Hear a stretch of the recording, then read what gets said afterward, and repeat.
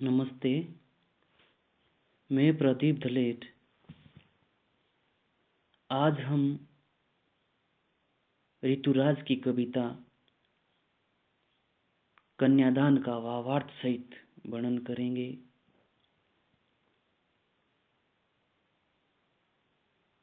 कन्यादान कविता में ऋतुराज जी ने उस दृश्य का वर्णन किया है जब एक माँ अपनी बेटी का कन्यादान कर रही है।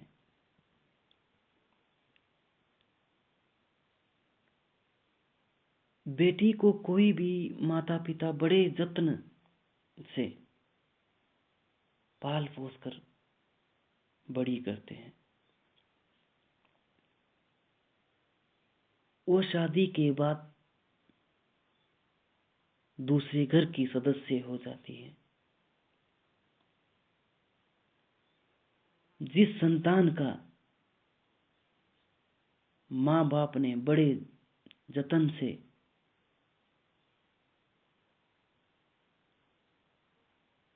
पालन पोषण किया हो,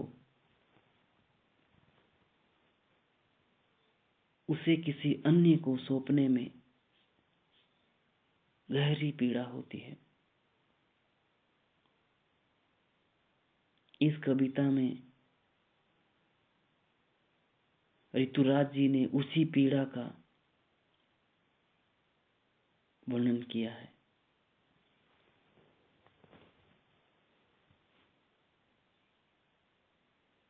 कविता इस प्रकार से है। कितना प्रामाणिक था उसका दुख, लड़की को दान में देते वक्त, जैसे वही उसकी अंतिम पूंजी हो। भावार्थ है, लड़की का, बेटी का विवाह करते समय उसका हाथ दूल्हे राजा के हाथ में देते वक्त माता को जो दुख हो रहा था, वह दुख बनावटी नहीं था। माता को जो पीड़ा हो रही थी, वह पीड़ा प्रामाणिक थी, वास्तविक थी, प्रमाणों से सिद्ध थी।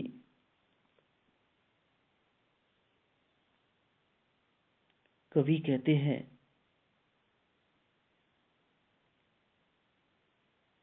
कि बेटी का विवाह करते समय माता को ऐसा लग रहा था जैसे वह अपनी जिंदगी भर इकट्ठी की गई पूंजी अर्थात धन को दान कर रही हो। माता की ये पीड़ा वास्तविक थी, क्योंकि माँ अपने सभी सुख और दुख को उस बेटी के साथ साझा करती थी।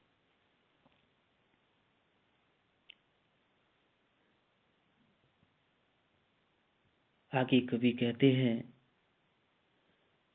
लड़की अभी सयानी नहीं थी, अभी इतनी भोरी सरल थी कि उसे सुख का आभास तो होता था, लेकिन दुख वांचना नहीं आता था। पाठिका थी वो धुंधले प्रकाश की, कुछ तुकों और कुछ लयबद्ध पंक्तियों की। भावार्थ है, लड़की बड़ी तो हो गई थी, सयानी अर्थात बड़ी, लड़की बड़ी तो हो गई थी, लेकिन पूरी तरह से सियानी नहीं थी, पूरी तरह से बड़ी नहीं हुई थी। अर्थात दुनियादारी की समझ अभी तक उसमें नहीं आई थी। अभी वो इतनी भोली थी कि उसे सुख का आभास अर्थात एहसास, कि उसे सुख का पता तो था कि सुख क्या होता है, क्योंकि माता ने अपनी बेटी को कभी भी दुख नहीं दिया था, उसे बड़े लाड़ प्यार से पाला था, उसकी हर इच्छा को पूरा किया था। इसलिए माता को लगता है, माता को डर है कि ससुराल में बेटी को किस प्रकार का जीवन बिताना पड़े। क्या पता उसको वहां पे किसी पीड़ा का सामना करना पड़े। तो माता को डर है कि बेटी को सुख का पता तो है कि सुख क्या होता है, लेकिन दुख बांचना नहीं आता था। बांचना अर्थात पढ़ना, लेकिन उसे दुख के बारे में पता नहीं है। उसे पता नहीं है कि दुख का सामना कैसे किया जा सकता है, दुख का सामना कैसे करते हैं। पाठिका थी वो धुंधले प्रकाश की, कुछ तुकों और कुछ लयबद्ध पंक्तियों की। अर्थात बेटी को अपने घर की बाहर की दुनिया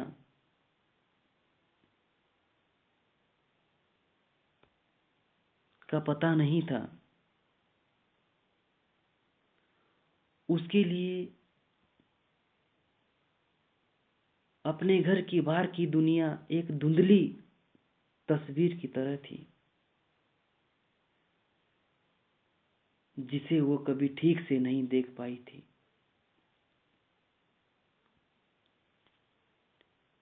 कवि यहाँ पर कहना चाहता है कि जब तक कोई व्यक्ति बाहर की दुनिया में वक्त न गुजारे, तब तक उसका संपूर्ण विकास नहीं हो सकता।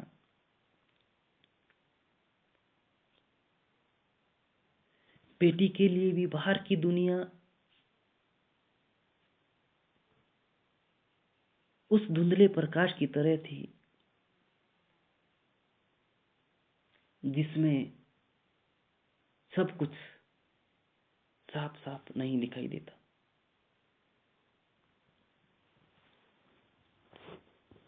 माँ अपनी बेटी को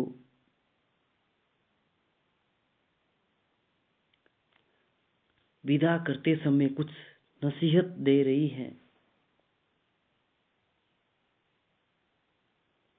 माँ उसे सीख दे रही है कि उसे ससुराल में किस तरह रहना है और किस तरह नहीं।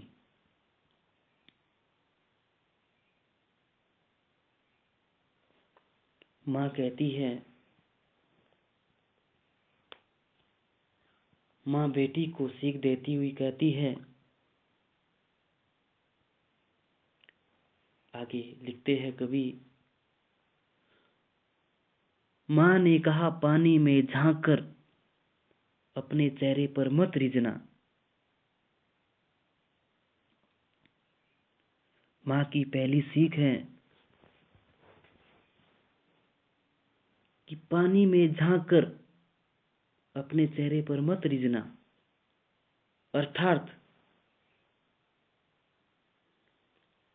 प्रतिबिंब देखकर अपना चेहरा देखकर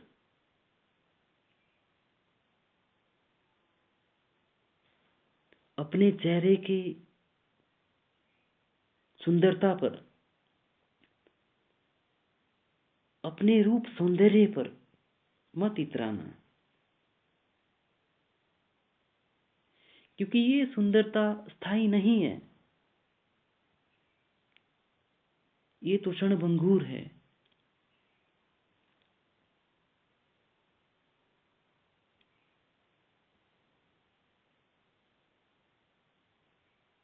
क्योंकि सांसारिक जीवन को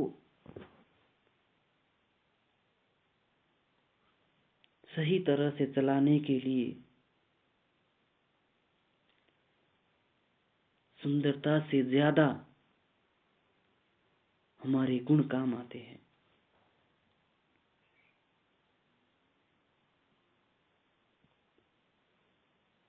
माँ दूसरी सीख देती है, आग रोटियां सेकने के लिए है, जलने के लिए नहीं। माँ अपनी बेटी को समझाते हुए कहती है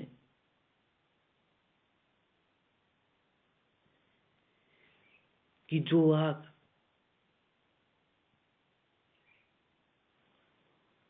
रोटी पकाने के लिए होती है,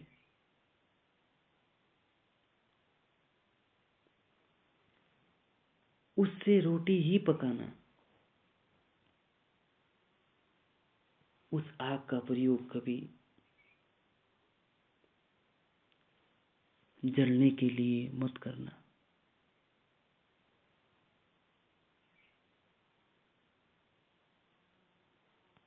कभी के कहने का अभिप्राय है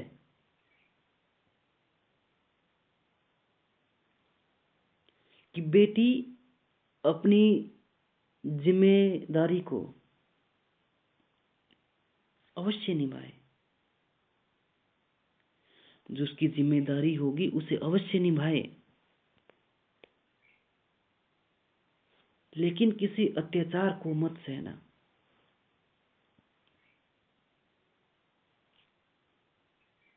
यह सीख उन मानसिकता वाले लोगों पर कटाक्ष है, ये उन लोगों पर कटाक्ष है जो दहेज के लालच में दुल्हन को जला देते हैं। कभी इन पंक्तियों के माध्यम से उन लोगों को बता रहे हैं कि जो आग होती है उसमें रोटी पकाई जाती है,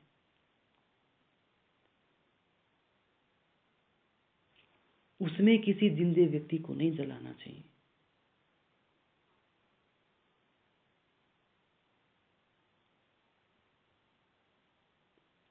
माँ भी अपनी बेटी को कहती है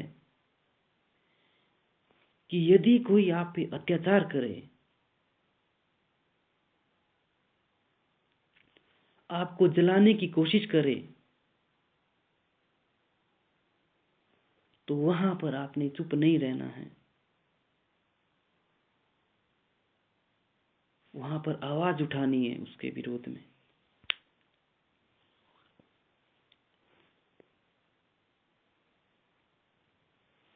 आगे कवि कहते हैं, वस्त्र और आभूषण शाब्दिक भ्रमों की तरह बंधन है स्त्री जीवन के।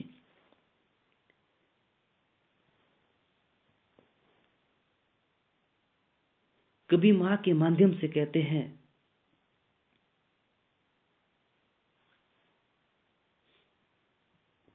कि बेटी, जो ये वस्त्र होते हैं, महंगे महंगे वस्त्र आभूषण, ये स्त्री जीवन के मार्ग में बाधा है, ये बंधन है।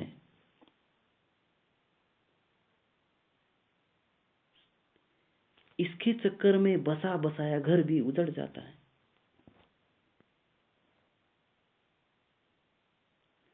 इसलिए जितना आपको आपका पति दे, जिस प्रकार के वस्त्र और जिस प्रकार के आभूषण आपको आपका पति दे, उसे स्वीकार करना।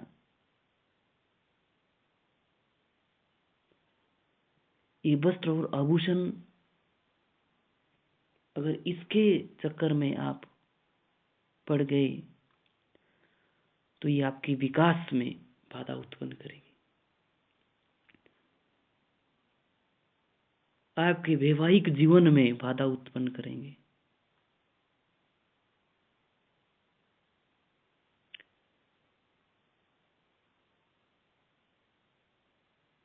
आगे माँ अपनी बेटी को समझाती है। माँ ने कहा, लड़की होना पर लड़की जैसी दिखाई मत देना। माँ कहती है कि लड़की होना गलत बात नहीं है, पर लड़की जैसी कमजोर और असहाय मत दिखना।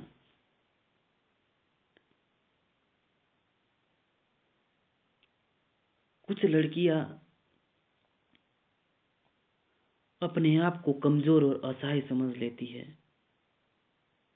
और बहुत कुछ सहन कर जाती है। इसलिए माँ कहती है कि लड़की जैसी दिखाई मत देना।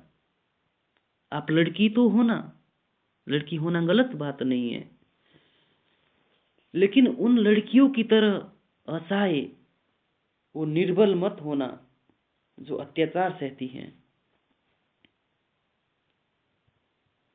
जरूरत पड़ने पर लज्जा को त्याग कर अत्याचार के प्रति आवाज उठाना।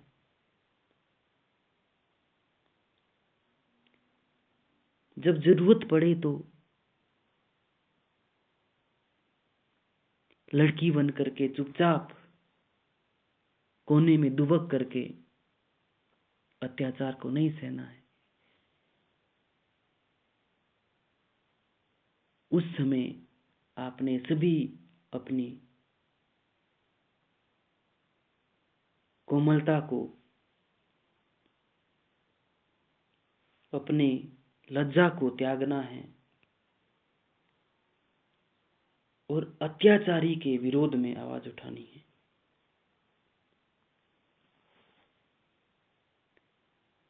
इस छोटी सी कविता में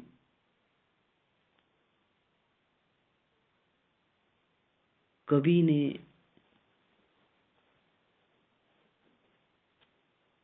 मां की उस पीड़ा का वर्णन किया है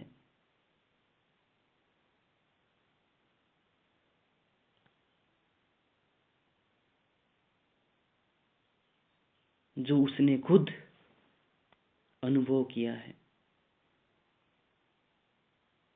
ये सारी पीड़ा,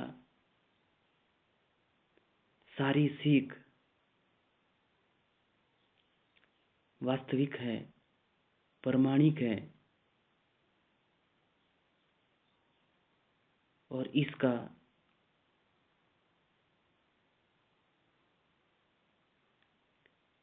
सभी ने पालन करना है। धन्यवाद।